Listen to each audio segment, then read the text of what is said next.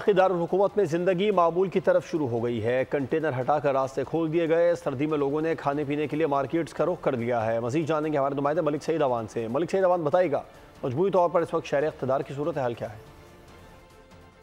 4 हुकूमत इस्लामाबाद बंद रहने के बाद अब ज़िंदगी मामूल की तरफ लौटना शुरू हो गई है। आज रास्ते खुलने की वजह से लोगों ने आज इस्लामाबाद का रुख किया और जो लोग शहर से बाहर थे वो भी वापस आ रहे। कंटेनर सारे हटाए जा चुके हैं, रास्ते सारे साफ़ हो चुके हैं।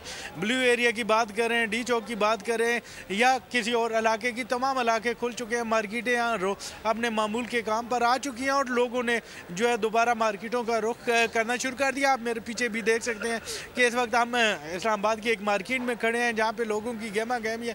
लोग खाना खाने के लिए मार्केटों का रुख कर रहे हैं और वफाकी दारुल हुकूमत इस्लामाबाद में पहले जैसी गहमा गहमी शुरू हो गई है।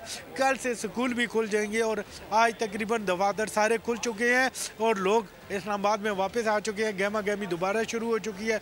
इस्लामाबाद में सर्दी का मौसम है और लोगों ने होटलों का भी रुख कर लिया है और मुख्तलिफ किस्म के इस्लामाबाद की सूरत हाल के हवाले से मलिक सईद आप अपडेट करे थे, बहुत शुक्रिया आपका। सब्सक्राइब करें और बेल दबाएं ताकि कोई खबर रह न जाए।